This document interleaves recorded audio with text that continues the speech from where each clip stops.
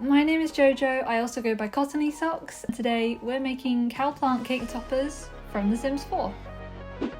These guys appeared in my wedding stories back in February, so I jumped into game and grabbed some reference, a couple different angles just to make sure I could see everything, and I got to work making the armature. For these fellas, we need a solid base that can bake in the oven. However, did I think about the logistics of a heavy tile sitting on a squishy cake? No. So I covered the tile in clay, sanded it nice and smooth, and as for now, this is going to do a good job at holding both of the vines so they can't move and can't mess up the pose. So to start creating some cowplants, I grabbed tin foil and made two roughly cowplant shaped heads.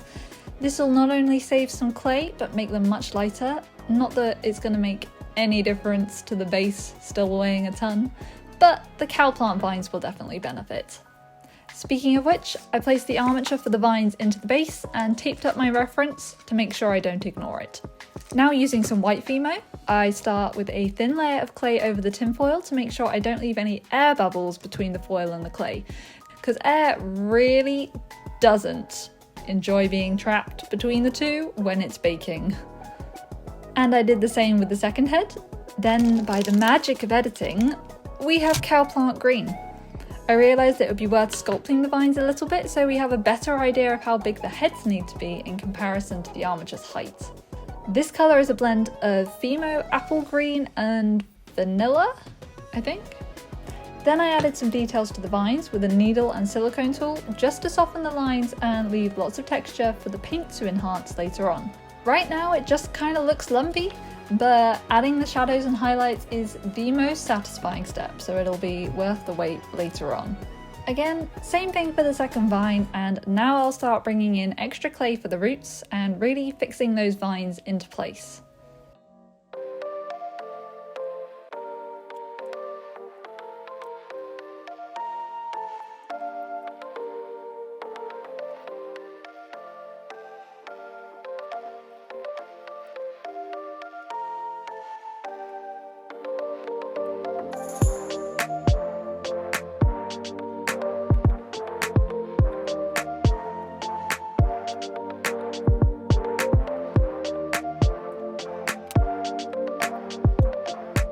Finally, I added the extra long vines and blended them into the rest of the roots.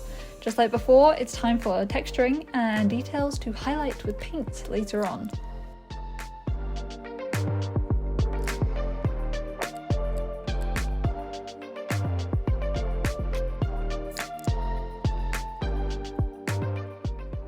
Although, after some poking and prodding, the vines were looking a bit squashed at the ends, so I cut them away and planned to add them back later on. Now time to get those heads looking a bit more like heads. They're a bit different to regular cowplants. When you look at the references side by side, these guys are kind of goofy, at least compared to fully grown cowplants. They're not quite the same. Also, I'm leaving a hole in the back of the head for the armature. It's not very neat, but no one's gonna see it, so it's fine. And I think looking back on it now, I made the nose a bit too defined. It was a toss-up between the references. The cake topper has a larger snout, but something to keep in mind if I ever make them again.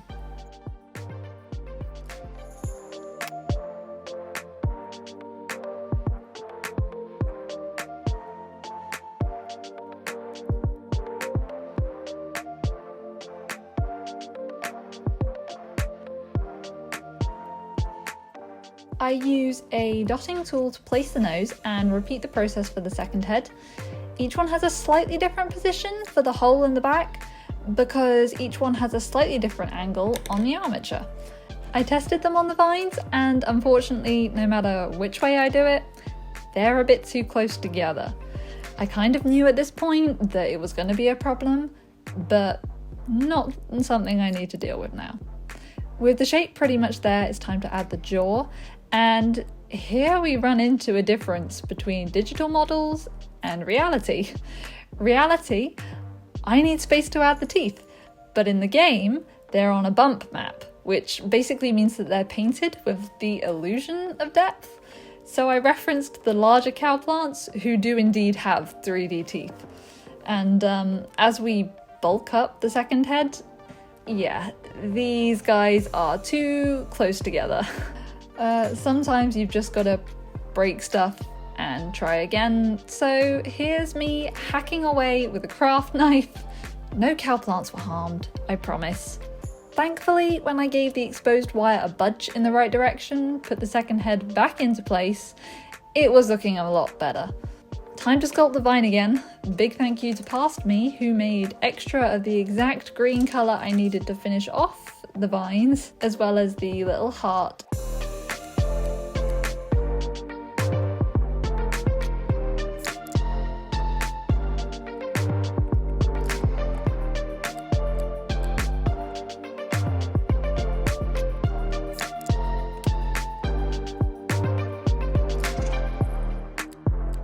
Back to the heads, it's time for the nose and horns. Noses were nice and simple, just shaping some pink clay around their little snouts. Then the horns are positioned carefully, one at a time. I was planning to not bake this sculpt with the heads attached, but this does mean that I need to be able to remove each one without it hitting the other. Thankfully, their cuddle posing game gives me just enough room for this since they're not actually touching. While the Cowplant heads have a quick bake, I asked on Instagram if I should strictly replicate the design of these cake toppers, or if I should add some details from their fully grown counterparts. And the vote was a big yes for detail, so we're going back with another pass on the vines, adding in some spiky thorns. And I'd like to blame this on the oven, but it's probably more likely that I just trapped an air pocket in the tinfoil. We'll never know, but it's time to start again.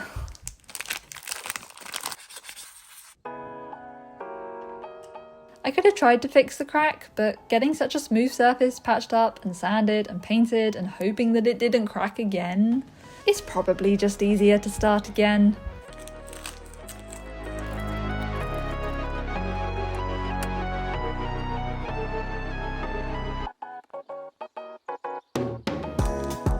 Anyway, moving on to the teeth, and first thing I noticed was these guys have big teeth. I guess since they're only used as cake toppers in the game, it probably doesn't make much sense giving them all the same proportions and details as fully grown Cowplants.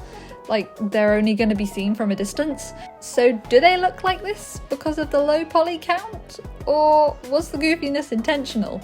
I've seen Cowplants shrunken down before, and they're perfect. Cannot change my mind. I'm adding in the others here. You wouldn't believe how many people on Instagram feel compelled to tell me that this anatomy doesn't make any sense, and I'm just like, yeah, it's a Cowplant.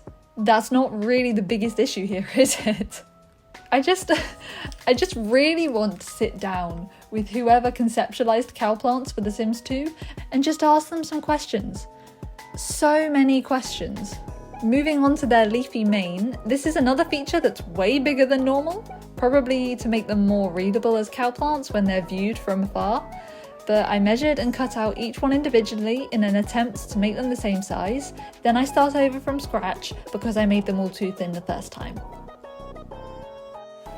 So I assembled all the leaves onto their vines off camera because it took so much back and forth. There really wasn't a good angle to film the process. And after baking them to hold their shape, I add some vines, are they vines? Veins, to the leaves to strengthen them and add more detail.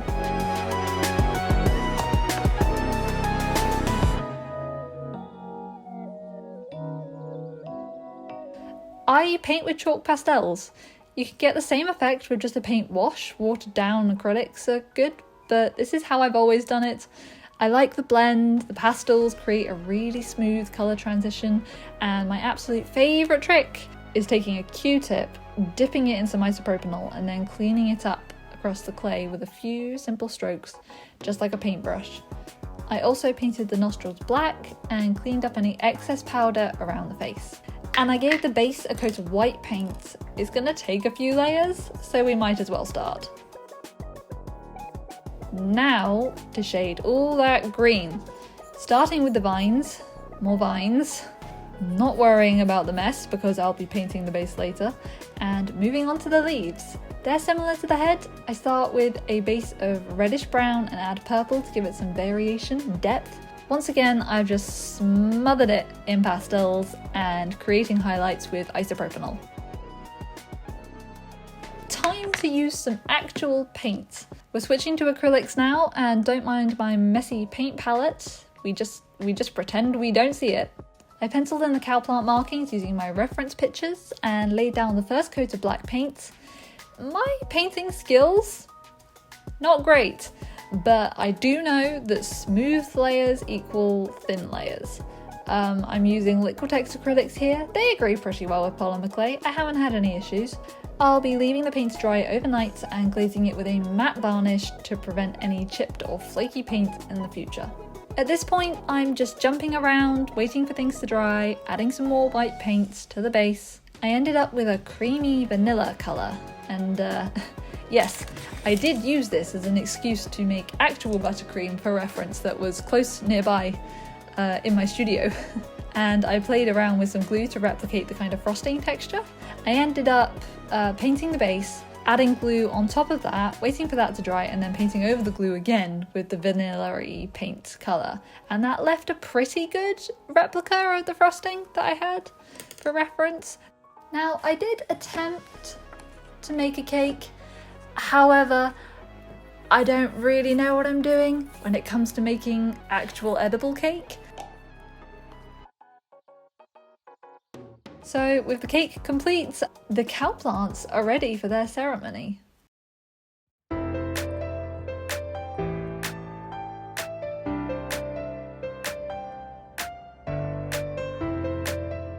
And as promised, here are the cowplants on the cake. The cake toppers worked great. It was just my amateur cake decorating skills that meant the buttercream started melting before I was able to get any extra footage of them on the cake. Lesson learned. Next time, I'll just buy a cake. This is my first real attempt at a longer video, and I'm so happy to finally share these two. Please leave any name suggestions down in the comments, or requests for other Sims related sculpts that you'd like to see in the future. I'll be sharing some sneak peeks on Instagram for my next project very soon. I really hope you enjoyed this one, and I'll see you soon.